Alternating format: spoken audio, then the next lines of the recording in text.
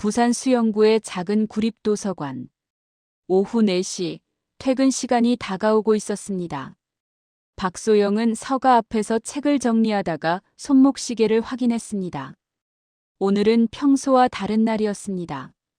아들 도윤이의 상견례가 있는 날. 54세의 소영은 28년 동안 이 도서관에서 일했습니다. 정규직이 아닌 계약직이었지만 책과 함께하는 시간은 그녀에게 위안이었습니다. 매일 같은 자리에서 책을 정리하고 대출 업무를 보고 사람들의 질문에 답하는 일상. 그것이 소영의 삶이었습니다. 소영 씨, 오늘 일찍 가셔야죠? 동료가 물었습니다. 네, 준비해야 해서요. 아드님 상견례라고 하셨죠? 축하해요. 감사합니다. 소영은 가방을 챙기며 무심코 열쇠고리를 만졌습니다. 거기에는 작은 주황색 금속 호각이 달려 있었습니다. 세월의 흔적으로 색이 바랬지만 여전히 단단했습니다. 소영은 이 호각을 28년 동안 단 한 번도 떼어놓은 적이 없었습니다. 버스를 타고 집으로 향하는 길. 창밖으로 부산의 익숙한 풍경이 지나갔습니다. 광안리 해변의 파도, 5, 6도가 보이는 바다, 그리고 수영강. 소영은 이 도시에서 태어나 평생을 살았습니다. 결혼도 하지 않고 혼자 아들을 키우며 집에 도착해 거울 앞에 섰습니다. 이 옷 괜찮나? 몇 번이고 옷을 갈아입었지만 마음에 들지 않았습니다. 검은색 정장은 너무 무거워 보였고 베이지색 원피스는 너무 화려해 보였습니다. 결국 회색 정장을 선택했습니다. 거울에 비친 자신의 모습을 보며 소영은 한숨을 쉬었습니다. 홀로 아들을 키워온 긴 세월의 흔적이 얼굴에 깊게 패어 있었습니다. 이마의 주름, 눈가의 잔주름, 그리고 무엇보다 지친 눈빛. 정장을 차려입었어도 오늘 만날 사람들에 비하면 한없이 초라해 보였습니다. 예비 며느리 최예린의 집안은 부산에서 손꼽히는 집안이었으니까요. 해운물류회사 대표인 아버지, 교육자 출신의 어머니. 아니, 어머니는 일찍 돌아가셨다고 했죠. 그래도 괜찮아. 우리 도윤이가 얼마나 훌륭한 아이인데. 소영은 스스로를 다독이며 화장을 시작했습니다. 하지만 손이 떨렸습니다. 립스틱을 바르다가 실수로 입술 밖으로 번졌습니다. 아이고. 휴지로 닦아내고 다시 시도했습니다. 이번에는 성공했습니다. 가방을 챙기던 중 주황색 호각이 또 눈에 들어왔습니다. 소영은 잠시 그것을 바라보다가 조심스럽게 만졌습니다. 차가운 금속의 촉감. 28년 전 그날의 기억이 스쳐 지나갔습니다. 차가운 바닷물. 뒤집히는 배. 그리고 자신을 구해준 한 사람의 눈빛. 무의식 중에 호각을 살짝 눌렀습니다. 작은 소리가 났습니다. 28년 전 그날의 소리. 소영은 재빨리 호각을 가방에 넣었습니다. 지금은 그런 생각을 할 때가 아니었습니다. 오늘은 아들의 중요한 날이니까요. 현관문이 열리며 친구 한 명자가 들어왔습니다. 52세의 명자는 소영의 고향 친구로 입담이 좋고 생활력이 강한 여성이었습니다. 소영이 혼자 도윤이를 키울 때 가장 큰 힘이 되어준 사람이기도 했습니다. 아이고, 우리 소영이 오늘 완전 미인이네. 근데 얼굴이 왜 이렇게 굳어 있어? 상견례 가는 건데 좀 웃어야지. 긴장돼서 그래. 뭐가 긴장돼? 우리 도윤이가 얼마나 훌륭한 아들인데. 수의사잖아, 수의사. 요즘 수의사 귀한 거 몰라.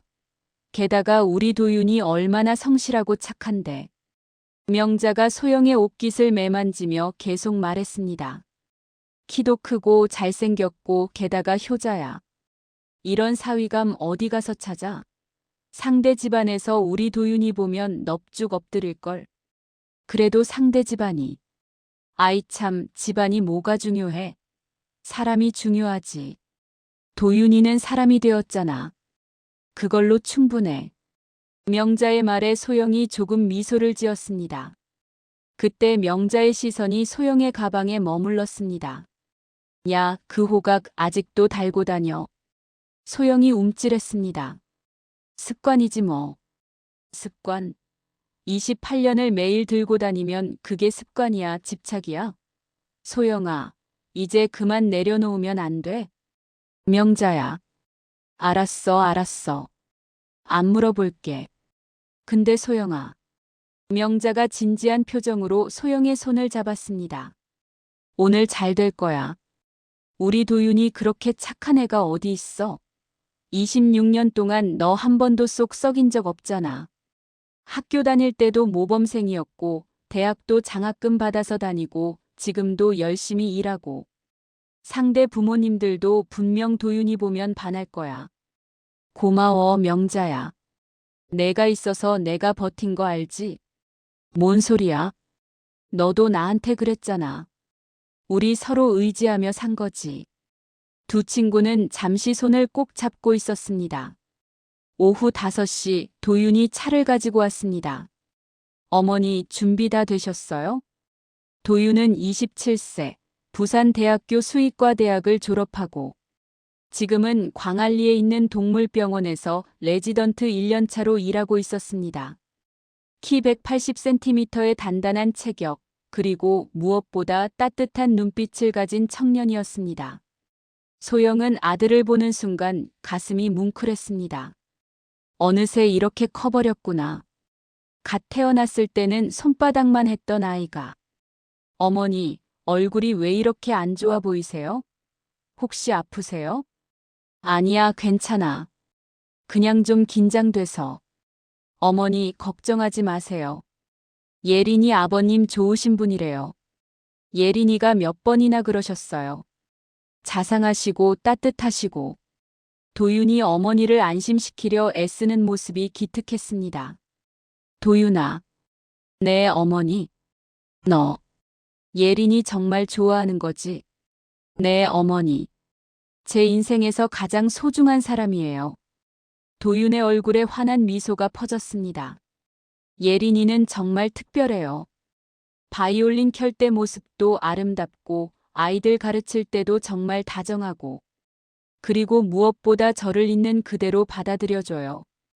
그래, 다행이다. 차를 타고 해운대로 향하면서 소영은 창밖을 바라봤습니다. 익숙한 부산의 거리들이 지나갔습니다. 남포동의 복잡한 거리, 자갈치 시장의 활기, 광안대교의 우아한 곡선, 그리고 해운대의 고층 빌딩들. 어머니, 근데 예린이 정말 좋은 사람이에요. 도윤이 운전하면서 또 말했습니다. 예린이 얘기만 나오면 말이 많아지는 아들의 모습이 귀여웠습니다. 바이올린 강사인데 애들 가르치는 걸 정말 좋아해요. 레슨비도 형편이 어려운 집 아이들은 무료로 가르쳐주고. 그리고 착해요. 제가 야근할 때도 항상 이해해주고 늦은 밤에도 제 전화 기다려주고. 그리고 독립적이에요. 집안이 부자지만 본인이 돈 벌어서 쓰려고 해요. 학원에서 레슨하고 주말에는 카페에서 공연도 하고. 그런 모습이 정말 멋있어요. 소영은 아들의 말을 들으며 미소를 지었습니다. 하지만 그 미소 뒤에는 걱정이 숨어 있었습니다. 제발, 오늘 잘 되기를. 우리 도윤이가 행복해지기를. 해운대의 고급 한정식 레스토랑 해담. 외관부터 범상치 않았습니다. 전통 한옥 스타일의 현대적인 감각이 더해진 건물. 주차장에는 고급 차들이 즐비했습니다. 벤츠, BMW, 포르쉐. 도윤의 10년 된 중고 아반떼가 초라해 보였습니다. 와, 정말 멋지다. 소영이 무의식 중에 중얼거렸습니다. 어머니 괜찮으시죠? 응, 괜찮아. 하지만 소영의 손은 가방끈을 너무 세게 쥐고 있었습니다. 손가락이 하얗게 질릴 정도로. 레스토랑 입구로 들어서자 한복을 곱게 차려 입은 직원이 정중하게 인사했습니다. 어서 오십시오. 예약하셨습니까? 네, 최예린 이름으로 예약했습니다. 아, 최예린 고객님. 이미 한 분 도착하셨습니다. 이쪽으로 안내해 드리겠습니다. 내부는 더욱 놀라웠습니다. 은은한 조명이 한지로 만든 갓을 통해 부드럽게 퍼져나왔습니다. 복도 양쪽으로는 전통 그림들이 걸려 있었고 바닥은 반질반질하게 광이 난 원목이었습니다. 복도를 걷는 것만으로도 긴장이 되었습니다. 어머니. 복도 끝에서 밝은 목소리가 들려왔습니다. 최예린이었습니다. 26세, 키 169cm의 늘씬한 몸매에 어깨까지 내려오는 단정한 헤어스타일. 연한 분홍색 한복을 입고 있었는데 그 모습이 마치 그림 같았습니다. 밝고 명랑한 인상의 여성이었습니다. 어머니, 오늘 너무 아름다우세요. 예린이 달려와 소영의 손을 잡았습니다. 그 손이 따뜻했습니다. 오시는데 힘드셨죠? 제가 차라리 모시러 갈까 했는데 도윤 오빠가 모시고 오신다고 해서. 아니야, 괜찮아. 예린이도 오늘 정말 예쁘다. 한복이 너무 잘 어울려. 감사해요, 어머니. 아, 제가 어머니라고 불러도 될까요? 아직 결혼 전인데. 그럼 당연하지. 우리 이미 가족이나 다름없잖니. 감사합니다. 예린이 환하게 웃었습니다. 그 미소가 정말 순수해 보였습니다. 어머니 추우셨죠? 어서 안에 들어가요. 아버지 기다리고 계세요. 예린이 소영의 팔을 살짝 부축하며 예약된 룸으로 안내했습니다. 도윤이 뒤따라왔습니다. 아버지, 어머님 오셨어요. 예린이 밝게 외치며 문을 열었습니다. 룸 안은 넓고 고급스러웠습니다. 큰 창문으로는 해운대 바다가 한눈에 보였습니다. 저녁 해가 바다에 반사되어 황금빛으로 물들고 있었습니다. 테이블 위에는 이미 정성스럽게 차려진 한정식이 놓여 있었습니다. 그리고 그 테이블 한쪽에 한 남자가 서 있었습니다. 최재훈, 57세, 키 185cm의 큰 키에 넓은 어깨. 회색빛이 돌기 시작한 머리카락을 단정하게 빗어넘겼고 고급 정장이 그의 체격과 완벽하게 어울렸습니다. 짙은 네이비 수트에 은색 넥타이. 손목에는 고급 시계가 빛났습니다. 깊고 날카로운 눈빛. 오랜 세월 기업을 이끌어온 리더의 눈빛이었습니다.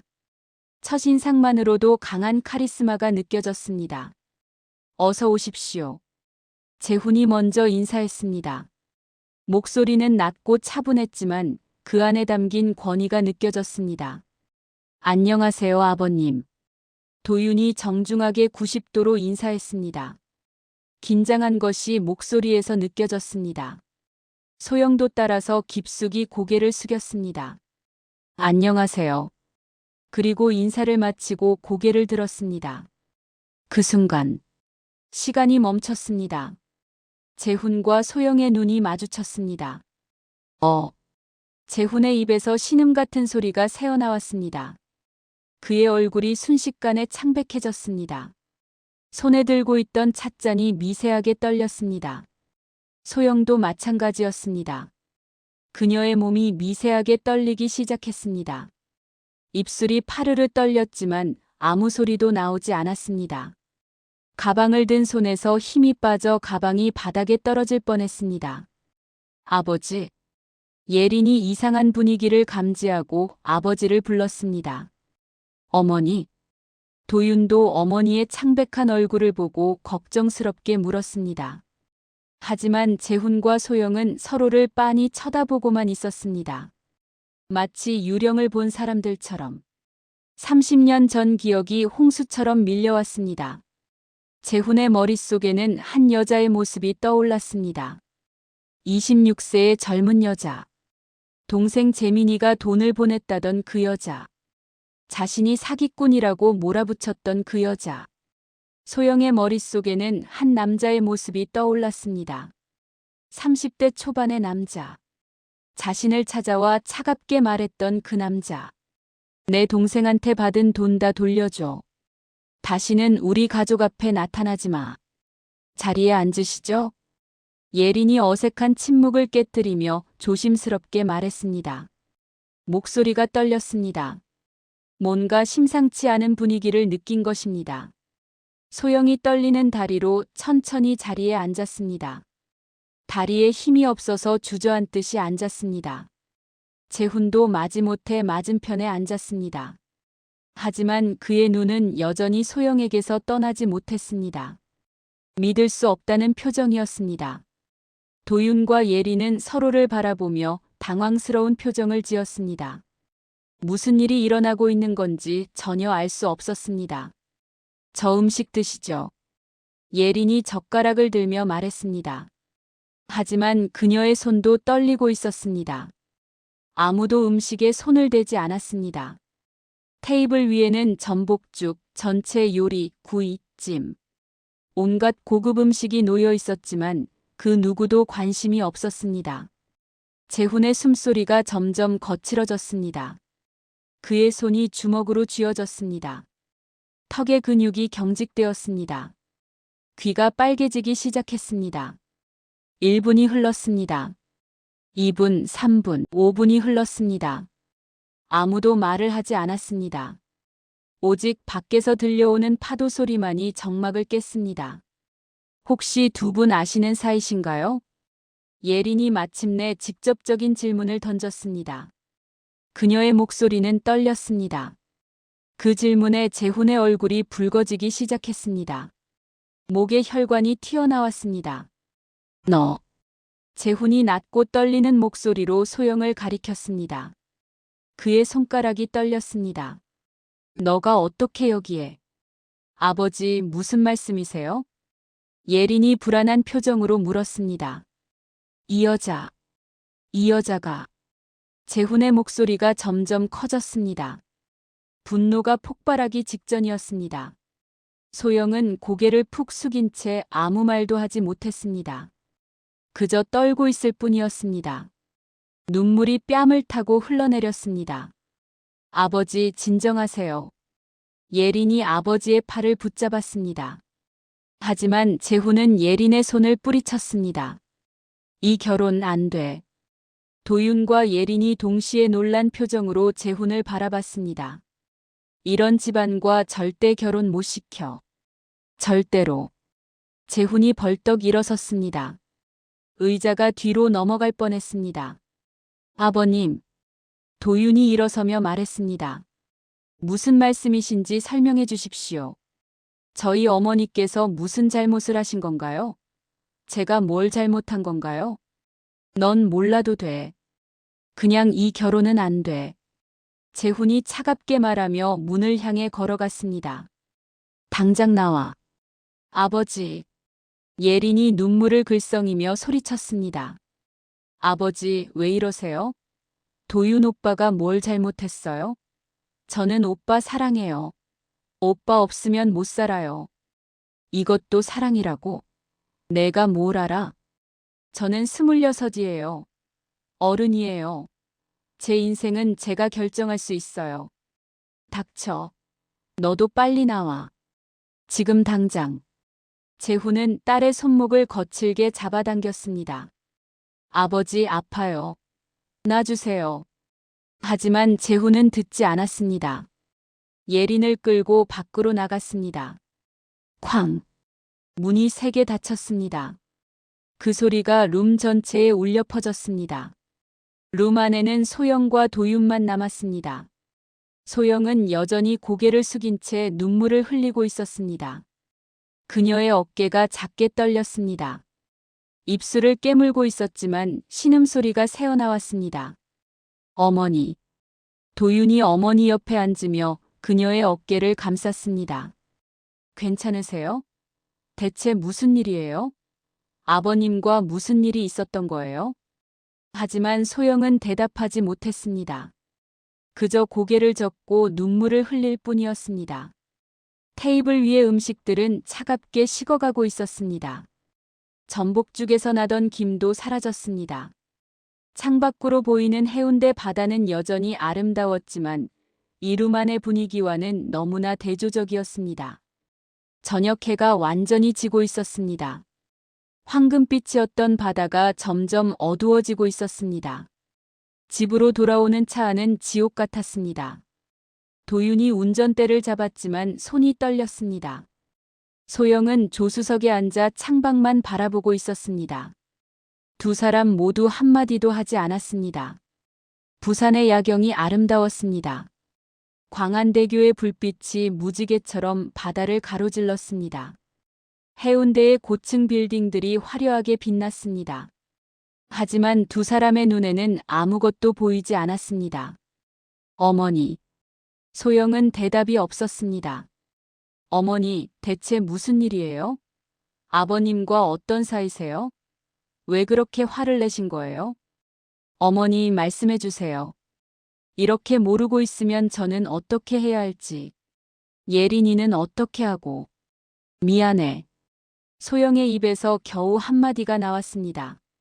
미안하다, 도윤아. 엄마가 다 잘못했어. 어머니, 무슨 말씀이세요? 예린이 아버지는 내 아버지의 형이야. 도윤의 발이 브레이크를 밟았습니다. 차가 급정거했습니다. 네. 지금 무슨. 정확히는 내 아버지의 형 같은 존재였어. 도윤은 갓길에 차를 세웠습니다. 손이 너무 떨려서 더 이상 운전할 수 없었습니다. 그럼 제 친아버지는? 내 아버지 이름은 이진우야. 소영의 목소리가 떨렸습니다. 1997년 3월 23일. 남해에서 화물선 전복 사고가 있었어. 그때 내 아버지는 선원이었어. 그리고 나를 구하고 돌아가셨어. 도윤은 운전대를 꽉 쥐었습니다. 손가락이 하얗게 질렸습니다. 왜 이제 말씀하세요? 27년 동안 왜 숨기신 거예요? 미안해. 내가 물어볼 때까지 기다리려고 했어. 내가 준비됐을 때. 준비요? 언제가 준비된 거예요? 30, 40? 제가 죽을 때까지 숨기실 생각이었어요? 도윤의 목소리가 높아졌습니다. 태어나서 어머니에게 이렇게 화를 낸 것은 처음이었습니다. 도윤아. 예린이 아버님은 어떻게 어머니를 알고 계신 거예요? 소영은 한참을 침묵했습니다. 그리고 천천히 입을 열었습니다. 내 아버지가 돌아가시고 재민 씨가 나를 도와줬어. 재훈 씨의 동생. 병원비도 보내주고 생활비도 보내주고. 그런데요? 그런데 재훈 씨가 오해를 했어. 내가 동생한테서 돈을 뜯어낸다고. 사기꾼이라고. 오해요? 응. 재민 씨는 내 아버지 친구였어. 친구의 마지막 부탁을 지키려고 나를 도와준 거였어. 그런데 재훈 씨는 그걸 몰랐어. 그때 그 집안도 어려웠대. 회사가 어렵고 할아버지가 쓰러지시고. 도윤은 고개를 저었습니다. 그래서 결혼을 반대하시는 거예요? 28년 전 일 때문에. 미안해, 도윤아. 미안하다고요? 그게 다예요? 도윤이 차문을 열고 내렸습니다. 밖으로 나가 바다를 바라봤습니다. 광안리 바다였습니다. 파도가 거세게 치고 있었습니다. 소영도 차에서 내려 아들 곁으로 갔습니다. 도윤아. 엄마가 정말 미안해. 내가 이렇게 힘들 줄 알았으면 뭐 하셨을 건데요? 예린이 만나지 말라고 하셨을 거예요? 아니, 그런 건 아니야. 그럼요. 뭘 하셨을 건데요? 도윤이 처음으로 어머니를 원망하는 눈빛으로 바라봤습니다. 저는 예린이 없으면 못 살아요. 제 인생에서 가장 소중한 사람이에요. 그런데 28년 전 일 때문에 헤어져야 한다고요? 도윤아. 어머니는 모르세요. 예린이가 제게 얼마나 소중한지. 처음 만났을 때부터 알았어요. 이 사람이구나, 내 사람이구나. 도윤의 목소리가 떨렸습니다. 예린이는 제가 수의사라고 늘 저를 자랑스러워했어요. 제가 밤늦게까지 수술하고 들어와도 기다려줬어요. 제가 돈이 없어서 비싼데 못 데려가도 이해해줬어요. 알아, 도윤아. 예린이가 좋은 아이라는 거. 그럼 왜 28년 전 일로 우리를 갈라놓으려고 하세요? 소영은 대답할 수 없었습니다. 그날 밤 집으로 돌아온 두 사람은 각자 방으로 들어갔습니다. 아무도 저녁을 먹지 않았습니다. 소영은 방에서 28년 전 사진을 꺼냈습니다. 병원 침대에 누워있는 자신의 모습, 목에 걸린 주황색 호각, 그리고 그 옆에 적힌 메모. 이진우 28세 나를 구해준 사람. 다음 날 아침 도윤이 일어났을 때 어머니는 이미 출근한 후였습니다. 탁자 위에 간단한 메모만 남아 있었습니다. 아침 해놨어. 먹고 출근해라. 도윤은 그 메모를 보며 한숨을 쉬었습니다. 하지만 밥은 먹을 수가 없었습니다. 병원으로 출근했지만 일이 손에 잡히지 않았습니다. 수술을 집도하다가 실수할 뻔했고 원장님에게 꾸중을 들었습니다. 도윤아, 무슨 일 있어? 오늘 집중력이 너무 떨어지는데? 이 상태로 수술하면 사고나. 죄송합니다, 원장님. 개인적인 일이면 며칠 쉬는 게 어때? 아니에요, 괜찮습니다. 하지만 괜찮지 않았습니다. 점심시간에 수술실 밖에서 주저앉아 울고 말았습니다. 그때 핸드폰이 울렸습니다. 예린이었습니다. 오빠. 예린의 목소리가 울먹였습니다. 예린아, 괜찮아? 오빠, 미안해요. 아버지가 저를 집에 가둬놨어요. 방문을 잠가놨어요. 나가지 말래요. 오빠를 만나지 말래요. 그게 무슨... 오빠 아버지가 절대 결혼 못 시킨다고 하세요. 도윤 오빠 어머니 얘기만 나오면 화를 내세요. 예린이 흐느끼기 시작했습니다. 오빠, 우리 어떡해요? 정말 헤어져야 하는 거예요? 아니, 절대 안 돼. 우리 헤어지면 안 돼. 예린아, 너 탈출할 수 있어? 창문으로든 뭐든 나올 수 있겠어? 아버지 출근하시면. 가능할 것 같아요. 그럼 나와. 우리 만나자. 서울로 가자. 서울이요? 응, 여기 있으면 자꾸 부모님들이 찾을 거야. 우리 시간이 필요해. 그날 저녁 도윤과 예린은 서울로 올라갔습니다. KTX를 타고 2시간 40분. 오빠, 우리 이러면 안 되는 거 알아. 근데 집에 있을 수가 없어. 나도 그래. 어머니랑 얼굴 마주치면 뭐라고 말해야 할지 모르겠어. 오빠, 정말 우리 헤어져야 하는 걸까? 아니, 절대 안 돼. 도윤이 예린의 손을 꽉 잡았습니다. 우리는 잘못한 게 없어. 28년 전 일이 우리랑 무슨 상관이야? 그래도 부모님들이. 예린아, 나 너 없으면 못 살아. 정말이야. 두 사람은 한강 여의도 공원으로 향했습니다. 예린이 가끔 거기서 버스킹을 했기 때문입니다. 오빠, 나 오늘 여기서 연주할래. 마음을 정리하고 싶어. 그래, 그러자. 예린이 바이올린을 꺼내 송 오브 더 시를 연주하기 시작했습니다. 슬프지만 아름다운 멜로디가 한강변에 울려 퍼졌습니다. 사람들이 하나둘 모여들었습니다. 박수를 치고 사진을 찍고 돈을 넣어주었습니다. 도윤은 예린의 연주를 들으며 생각에 잠겼습니다. 우리는 어떻게 해야 하지? 부모님들이 반대하시는데. 그냥 도망칠까? 아니야, 그건 해결책이 아니야. 그때였습니다. 도윤 선배님. 익숙한 목소리가 들렸습니다. 후배 수의사였습니다. 민수야, 여기서 뭐해? 아, 저 지금 여기 한강 유기견 보호소에서 봉사 중이에요. 선배님은요? 나는 그냥 산책. 아, 그렇구나. 근데 선배님, 지금 급한 일이 있어요.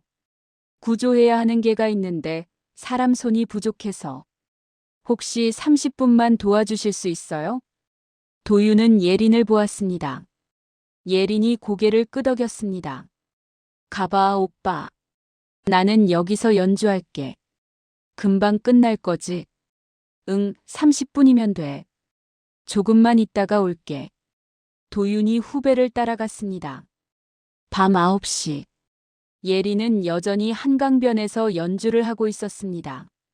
도윤은 유기견 구조 작업이 생각보다 오래 걸려 아직 돌아오지 못했습니다. 와, 정말 잘 켜신다. 너무 아름다워요. 사람들의 박수 소리가 들렸습니다. 예리는 미소를 지으며 인사했습니다. 그때 갑자기 비명 소리가 들렸습니다. 살려주세요. 한강에서 들려오는 소리였습니다. 사람들이 일제히 한강 쪽을 바라봤습니다.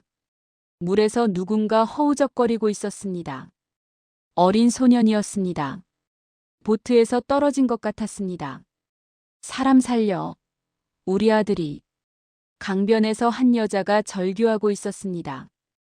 119. 누가 119 좀 불러주세요. 사람들이 소리쳤지만 아무도 물에 뛰어들지 않았습니다. 9월 말의 한강물은 너무 차가웠습니다. 잠깐만요. 제가 수영 잘해요. 예린이 외치며 바이올린을 내려놓았습니다. 안 돼요. 위험해요. 주변 사람들이 말렸지만 예린은 이미 재킷을 벗고 있었습니다. 괜찮아요. 저 중학교 때 수영선수였어요. 예린이 한강으로 뛰어들었습니다. 으악. 차가운 물, 예상했던 것보다 훨씬 차가웠습니다. 하지만 예린은 소년에게 헤엄쳐 갔습니다. 괜찮아, 내가 구해줄게. 예린이 소년을 붙잡았습니다. 하지만 소년이 패닉 상태에서 예린을 붙잡는 바람에 둘 다 물속으로 빠졌습니다. 예린이 다시 수면 위로 올라왔습니다. 소년을 한 팔로 감싸고 다른 팔로 헤엄을 쳤습니다. 조금만 참아. 거의 다 왔어. 그 순간 근처를 지나가던 보트가 그들을 못 보고 그대로 지나갔습니다. 쾅! 보트의 끝부분이 예린의 머리를 스쳤습니다. 으악! 예린이 비명을 질렀습니다. 정신이 아찔했습니다. 하지만 소년을 놓을 수 없었습니다. 도와주세요. 물가에 있던 사람들이 소리쳤습니다. 119에 신고가 들어갔습니다. 누군가 구명조끼를 던졌습니다. 5분 후 도윤이 돌아왔습니다. 예린아, 미안. 늦었어. 걔가 생각보다 심하게 다쳐서. 하지만 예린이 보이지 않았습니다. 바이올린 케이스만 덩그러니 놓여 있었습니다. 예린아, 예린아. 선생님. 한 시민이 달려왔습니다. 아까 여기서 바이올린 켜던 여자분, 물에 빠진 아이 구하려다가 지금 저기 구급대원들이. 도윤의 머리가 하얗게 변했습니다. 뭐라고요? 도윤이 한강 쪽으로 뛰어갔습니다. 구급대원들이 두 사람을 끌어올리고 있었습니다. 예린아. 도윤이 소리쳤습니다. 예린은 의식이 없었습니다. 입술이 파랗게 질려 있었습니다. 머리에서 피가 흘렀습니다. 구급차. 빨리. 도윤이 예린 옆에 무릎을 꿇고 심폐소생술을 시작했습니다. 예린아, 정신 차려. 예린아. 가슴 압박. 1번, 2번, 3번. 30번. 인공호흡. 2번. 다시 가슴 압박. 예린아, 제발. 제발 눈 떠. 도윤의 눈에서 눈물이 흘렀습니다. 1분 후 예린이 기침을 하며 물을 토해냈습니다. 오빠. 예린이 미약하게 도윤을 불렀습니다. 괜찮아, 이제 괜찮아. 병원 가자. 금방 나을 거야. 구급차가 도착했습니다. 예린과 소년을 태웠습니다. 도윤도 함께 탔습니다. 사이렌 소리가 한강변에 울려 퍼졌습니다. 부산 소영의 집. 밤 10시 뉴스 시간. 소영은 도서관에서 야근을 하고 막 퇴근한 참이었습니다. 텔레비전을 켰습니다. 오늘 저녁 한강 여의도 공원에서 보트 접촉 사고가 발생했습니다. 물에 빠진 어린이를 구하려던 20대 여성이 보트와 부딪혀 부상을 입었습니다. 화면에 한강변 현장이 나왔습니다. 구급차, 경찰차, 그리고 많은 사람들. 그리고 그 화면 한 구석에 바이올린 케이스가 보였습니다. 소영의 손에서 리모컨이 떨어졌습니다. 저건. 화면이 바뀌었습니다. 인터뷰 중인 목격자가 나왔습니다. 정말 용감한 분이었어요. 바이올린 켜다가 아이 살리려고 물에 뛰어드셨어요. 소영은 즉시 도윤에게 전화를 걸었습니다. 한 번, 두 번, 세 번. 받지 않았습니다. 네 번째 전화에서 도윤이 받았습니다. 도윤아. 어머니. 도윤의 목소리가 떨렸습니다. 지금 서울 한강성심병원이에요.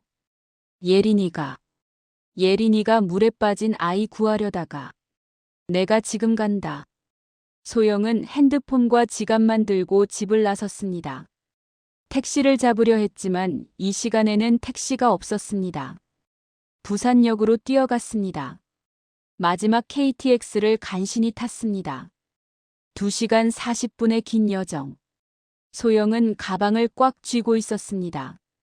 주황색 호각이 손 안에서 느껴졌습니다. 제발 무사하기를. 제발. 소영은 28년 전을 떠올렸습니다. 자신도 물에 빠졌을 때. 차가운 바닷물. 죽을 것 같은 공포. 그리고 자신을 구해준 이진우 씨. 진우 씨, 제발 예린이도 지켜주세요. 새벽 1시 서울역 도착. 택시를 타고 15분을 더 달렸습니다. 한강성심병원 응급실. 이도윤 보호자. 소영이 헐레벌떡 뛰어들어갔습니다. 여기요. 어머니. 도윤이 복도 끝에서 손을 들었습니다. 얼굴이 창백했습니다. 예린이는 괜찮아? 소영이 달려가 도윤을 안았습니다. 의식은 돌아왔어요. 저체온증이랑 머리에 타박상인데 다행히 큰 부상은 없대요. 뇌진탕도 경미하대요. 소영이 안도의 한숨을 쉬었습니다. 어머니, 제가 잘못했어요. 제가 곁에 있었어야 했는데. 제가 떠나지 말았어야 했는데. 아니야, 내 잘못이 아니야. 예린이가 용감한 아이구나. 아이를 구했다며? 10살 남자아이요. 그 아이도 무사해요. 그때였습니다. 복도 저 끝에서 빠른 발걸음 소리가 들렸습니다. 최재훈이었습니다. 재훈은 소영을 발견하는 순간 얼굴이 굳어졌습니다. 하지만 지금은 딸이 우선이었습니다. 소영을 무시하고 지나쳐갔습니다. 예린이는 어디 있어? 아버님, 저쪽 병실이에요. 도윤이 안내했습니다. 재훈이 병실로 들어갔습니다. 소영과 도윤은 복도에 남았습니다. 10분 후 재훈이 병실에서 나왔습니다. 그의 눈이 충혈되어 있었습니다. 재훈은 소영을 보자 복도 끝으로 걸어갔습니다. 소영도 따라갔습니다. 두 사람은 복도 끝, 사람들이 없는 자판기 앞에 마주 섰습니다. 그때도 재훈이 떨리는 목소리로 말을 시작했습니다. 그때도 내가 내 동생 인생 망쳤고 오늘도 내 딸을. 그날 소영이 재훈의 말을 끊었습니다. 이번에는 도망치지 않기로 했습니다. 그날 나도 구해진 사람이었어요. 재훈이 멈칫했습니다. 1997년 3월 23일. 남해 화물선 전복사고. 저도 그 배에 타고 있었어요. 임신 12주 차였어요. 재훈의 눈이 커졌습니다. 당신 동생 재민 씨를 제가 도윤이를 임신했을 때 딱 한 번 만났었어요. 진우 씨 친구라며 찾아왔었거든요. 그리고 재민 씨가 보내준 돈으로 병원비를 냈어요. 아이를 낳는데 드는 돈도요. 소영의 목소리는 차분했지만 단호했습니다. 그 돈이 어디서 온 건지, 왜 보낸 건지. 당신도 이제 알아야 할 때예요. 재훈은 아무 말도 하지 못했습니다.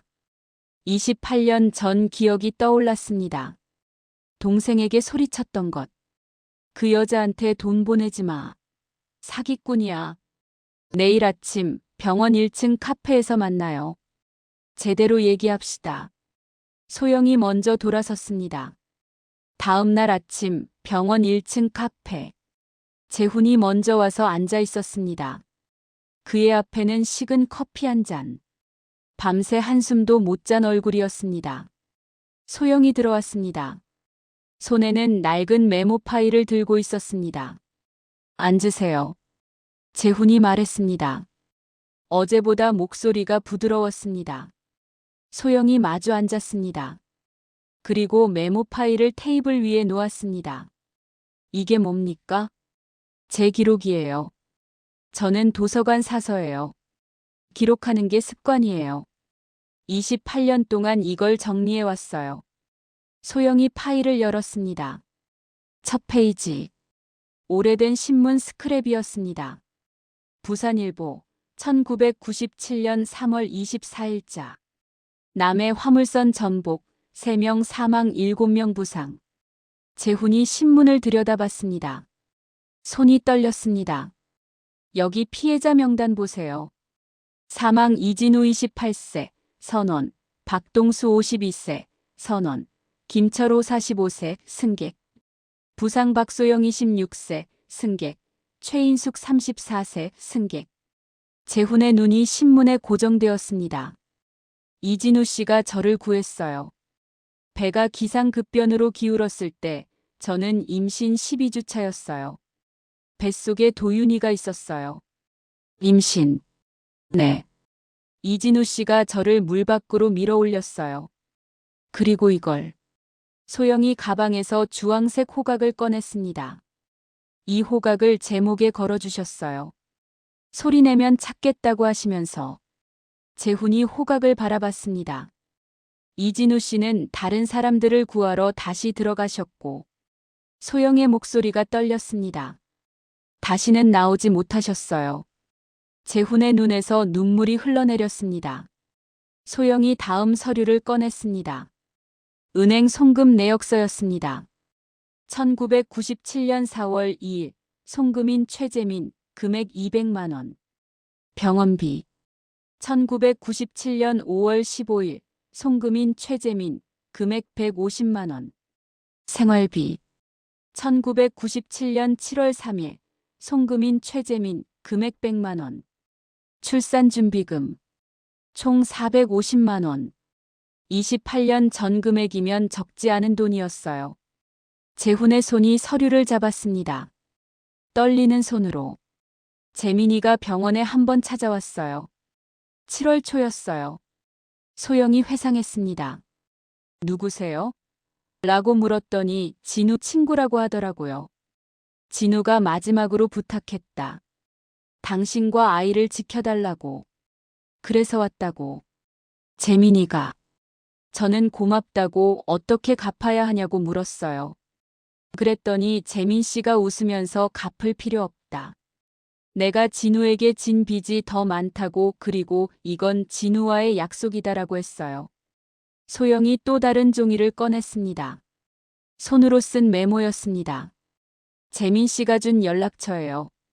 집 전화번호. 필요하면 언제든 연락하라고 하셨어요. 재훈이 그 번호를 받습니다. 자신의 옛집 전화번호였습니다. 하지만 7월 이후로 연락이 끊겼어요. 전화해도 받지 않으시고. 그러다가 9월에 소영이 잠시 말을 멈췄습니다. 9월 17일. 당신이 찾아왔죠. 재훈이 고개를 들었습니다. 제가 사는 원룸에. 문을 두드리더니 들어오자마자 소리를 질렀죠. 재민이한테 받은 돈 다 돌려줘. 우리 동생 꼬드긴 거지. 돈 목적이지. 미안합니다. 저는 설명하려고 했어요. 이진우 씨 얘기를, 사고 얘기를. 그런데 당신은 듣지도 않았어요. 다 거짓말이다. 증거 있으면 보여줘. 없으면 경찰 신고한다고. 소영의 목소리에 분노가 섞였습니다. 저는 겁이 났어요. 뱃속에 아이가 있었고 돈도 없었고 의지할 사람도 없었어요. 그래서 병원 기록이랑 신문 스크랩을 보여줬어요. 이렇게. 소영이 파일을 가리켰습니다. 근데 당신이 뭐라고 했는지 아세요? 조작한 거다. 사고는 진짜지만 내가 그 배에 탔다는 증거는 없다고. 재훈의 얼굴이 창백해졌습니다. 그리고 나가면서 이렇게 말했죠. 일주일 안에 돈 다 돌려주고 우리 가족 앞에 나타나지 마. 안 그러면 고소한다. 정말 미안합니다. 재훈이 고개를 떨구었습니다. 그땐 내가 그렇게 믿었습니다. 회사가 무너지고 아버지가 쓰러지던 와중이라. 동생이 어디에 그 돈을 보냈는지 추궁했더니 당신 얘기를 하더군요. 저는 모든 게 사기라고 생각했어요. 재훈이 두 손으로 얼굴을 감쌌습니다. 동생에게 너무 심하게 했어요. 소리를 지르고 때리기까지 했어요. 재민이는 그 이후로 집을 나갔어요. 연락이 끊겼어요. 재민 씨는 어떻게 되셨어요? 10년 뒤에 호주에서 연락이 왔어요. 거기서 새 삶을 살고 있다고. 결혼도 하고 아이도 낳았다고. 하지만 다신 한국에 안 온다고. 저를 용서할 수 없다고. 재훈의 목소리가 떨렸습니다. 재훈은 한참을 말없이 앉아 있었습니다. 커피는 이미 완전히 식었습니다. 제가 얼마나 큰 잘못을 저질렀는지. 저도 미안해요. 당신 집안에 그런 아픔을 주게 돼서. 소영이 재훈을 바라봤습니다. 하지만 최재훈 씨, 우리 아이들은 잘못이 없어요. 도윤이와 예린이는 서로 사랑해요. 28년 전 우리의 일로 그 아이들을 갈라놓을 수는 없어요. 재훈은 한참을 생각했습니다. 당신 말이 맞습니다. 일주일 후 도윤과 예린이 완전히 회복했습니다.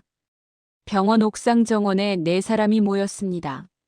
소영, 재훈, 도윤, 예린. 가을바람이 불었습니다. 서울의 하늘은 맑았습니다. 얘들아. 재훈이 먼저 입을 열었습니다. 내가 잘못했다.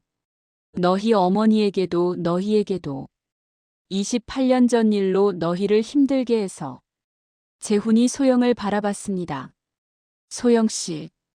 28년 전의 오해에 대해 진심으로 사과드립니다. 제가 동생도 잃고 당신도 힘들게 하고 모든 게 제 잘못이었습니다. 재훈이 깊이 고개를 숙였습니다. 괜찮아요. 이제 다 지나간 일이에요. 그리고 도윤아. 재훈이 도윤을 바라봤습니다. 네 아버님. 이진우 씨는 정말 훌륭한 분이셨다. 재민이한테 이야기를 많이 들었어. 용감하고 따뜻하고 책임감 있는 사람이었다고. 자기 목숨 버리면서까지 다른 사람을 구하신 분이야. 도윤의 눈에 눈물이 맺혔습니다. 그런 분의 아들이니까 넌 분명 훌륭한 사람이 될 거야. 아니, 이미 훌륭한 사람이야. 재훈이 도윤의 어깨에 손을 올렸습니다. 소영이 가방에서 주황색 호각을 꺼냈습니다. 도윤아, 이제 내가 가져야 할 때야. 어머니, 28년 동안 엄마가 가지고 있었어. 매일 가방에 달고 다녔어. 너한테 줄 날을 기다리면서. 소영이 호각을 도윤 손에 쥐어주었습니다. 이게 아버지 거예요? 응. 내 아버지가 마지막으로 나한테 준 거야. 소리내면 찾겠다고 하셨어. 28년 동안 엄마는 그 말을 믿었어. 도윤이 호각을 꽉 쥐었습니다. 차가운 금속이 손 안에서 따뜻해졌습니다. 하지만 이제는 내가 가져야 해. 내가 누군가를 구하는 사람이 됐으니까. 어제 예린이가 아이를 구한 것처럼. 도윤이 호각을 입에 대고 한 번 불었습니다. 맑은 소리가 서울 하늘로 울려 퍼졌습니다. 지나가던 비둘기들이 날아올랐습니다. 예린이 도윤의 손을 잡았습니다. 우리 결혼하자. 우리 방식으로 가족 만들자. 응. 그러자. 재훈이 미소를 지었습니다. 딸의 행복한 모습을 보니 마음이 놓였습니다. 한 달 후 부산 오륙도가 보이는 작은 연회장. 재훈이 직접 마련한 두 번째 상견례 자리였습니다. 이번에는 한명자도 함께했습니다. 오늘 이 자리는 제가 마련했습니다. 재훈이 일어서서 말했습니다. 지난번 상견례에서 제가 큰 실수를 했습니다. 개인적인 감정으로 아이들을 힘들게 했습니다.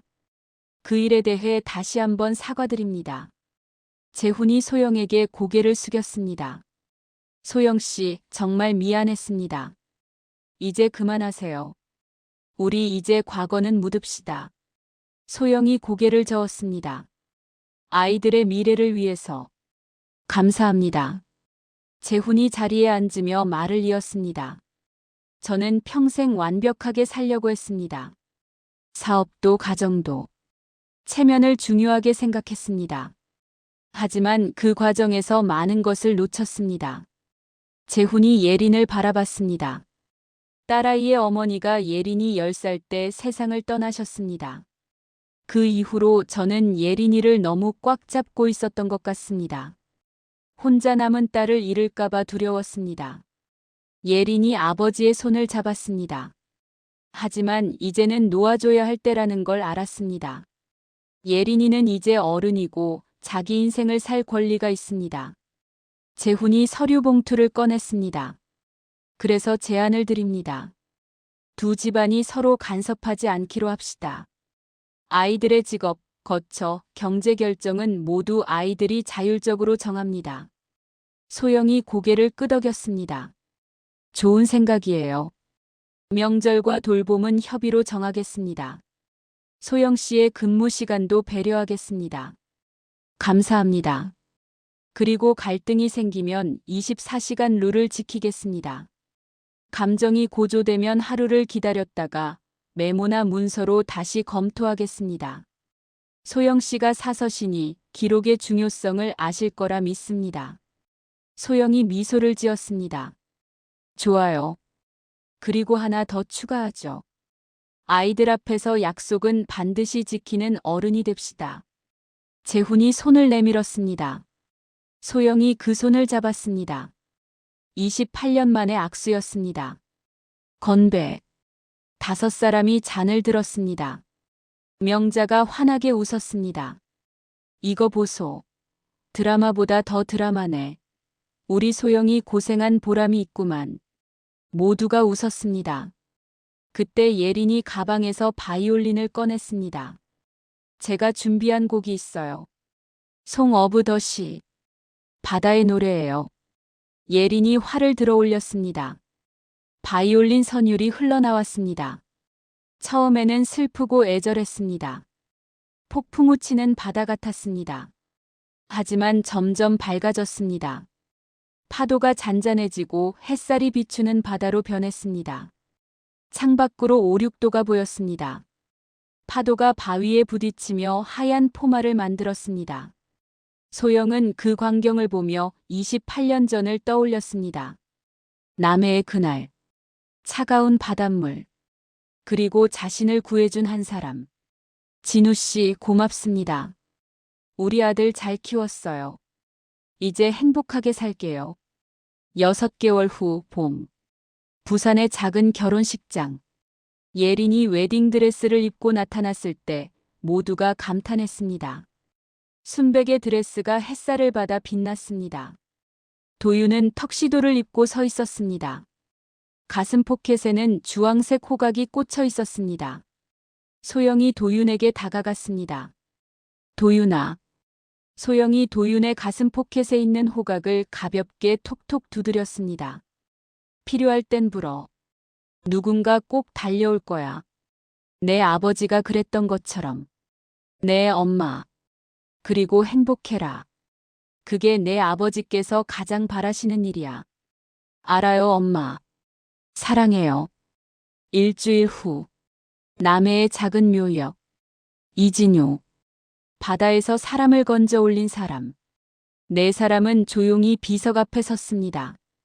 소영, 도윤, 재훈, 예린. 재훈이 먼저 무릎을 꿇었습니다. 진호야.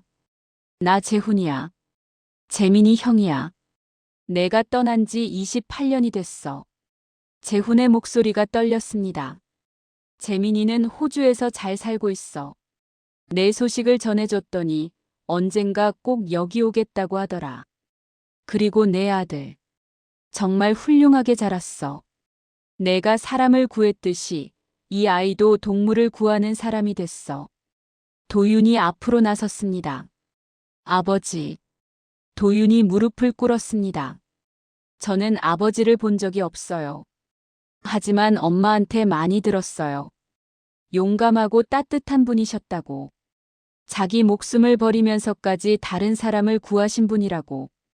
도윤의 눈에서 눈물이 흘렀습니다. 저는 아버지처럼 살고 싶어요. 누군가를 구하는 사람, 누군가에게 희망을 주는 사람이 되고 싶어요. 그래서 수의사가 됐어요. 도윤이 주머니에서 주황색 호각을 꺼냈습니다. 이걸 잘 간직할게요. 그리고 제 아이가 태어나면 이 이야기를 해줄게요. 할아버지가 얼마나 멋진 분이셨는지, 할아버지가 얼마나 많은 사람을 살렸는지. 도윤이 호각을 입에 대고 불었습니다. 맑은 소리가 바다를 향해 퍼져나갔습니다. 파도 소리가 대답하듯 들려왔습니다. 갈매기들이 울며 날아올랐습니다. 바람이 불었습니다. 따뜻한 봄바람. 마치 누군가 대답하는 것처럼. 소영은 그 바람을 느끼며 눈을 감았습니다. 진우 씨, 감사했어요. 당신 덕분에 저는 28년을 더 살았어요. 그리고 이렇게 훌륭한 아들을 키웠어요. 이제 편히 쉬세요. 우린 괜찮아요. 네 사람은 한참을 그 자리에 서 있었습니다. 아무 말 없이. 바람 소리, 파도 소리, 갈매기 소리만 들리는 고요한 시간. 그리고 천천히 묘역을 내려왔습니다. 바다가 보이는 길을. 새로운 미래를 향해. 지금까지 한 가족의 드라마 같은 이야기를 들어주셔서 감사합니다. 28년 전 바다에서 시작된 인연. 체면과 오해로 얽힌 두 집안. 하지만 진실과 용기로 다시 이어진 이야기. 주황색 호각이 상징하는 것. 누군가 부르면 달려간다는 약속. 어려울 때 포기하지 않는다는 다짐. 사랑하는 사람을 지킨다는 용기. 이 가족에게 응원을 보내주세요. 댓글로 여러분의 생각을 들려주세요. 그럼 다음에도 좋은 이야기로 찾아오겠습니다.